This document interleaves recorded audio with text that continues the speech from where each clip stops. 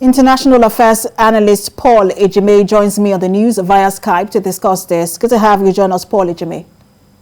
Thank you very much for having me.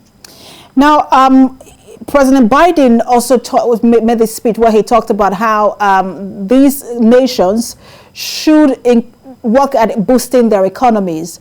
Now, he also said that it is not time to start cutting the massive, economic support during the pandemic. It is time to actually increase it.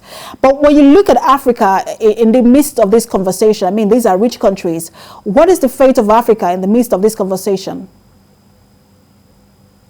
Well, it is a case of enlightened self-interest. You don't expect the advanced or developed countries to start thinking outside the shores when they have not talked about themselves.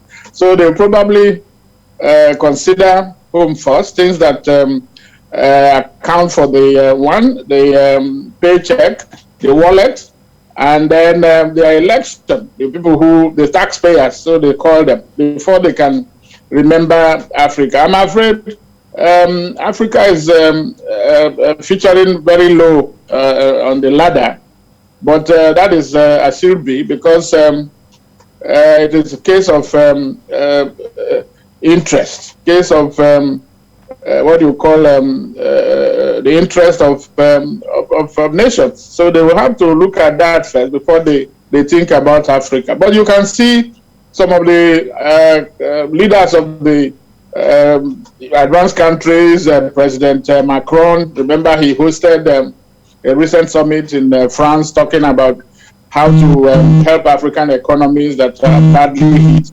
The point is that the pandemic has actually accentuated or made worse what used to be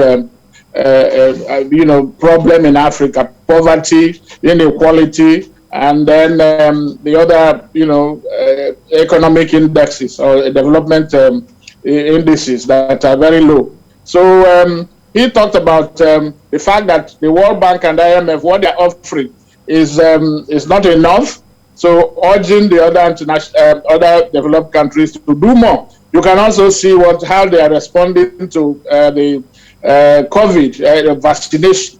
That is what they call there is hoarding, or what they call vaccine nationalism and all that.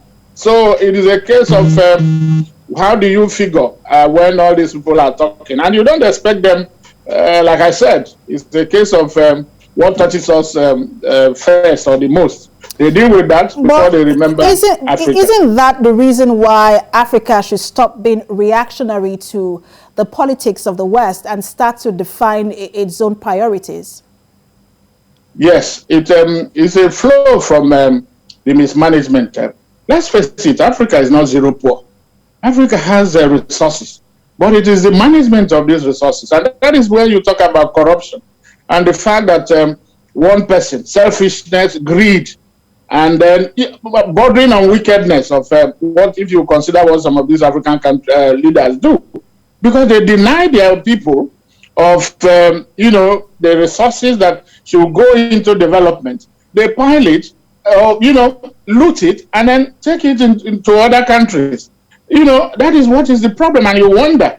At times, this money will not be accessible to their countries, because when they die, everything is coded in secrecy, that they don't even release the code for the deposit.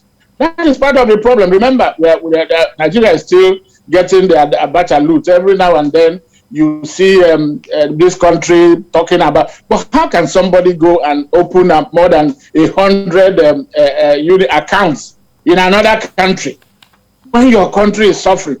There has to be. I think there's something.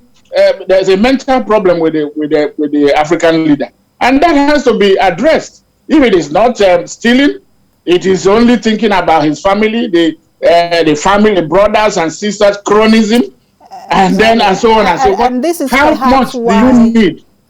This is perhaps why many would say that it is time for the relationship between Africa and the West to evolve, that it's time for Africa to sit at the table as equal partners. And we'll have to continue to watch how African leaders will react to the G7 meeting. It's just a lot to talk about, but we do have to leave it there. International Affairs Analyst Paul Ejime, it's always great to have you talk to us. Very much for having me.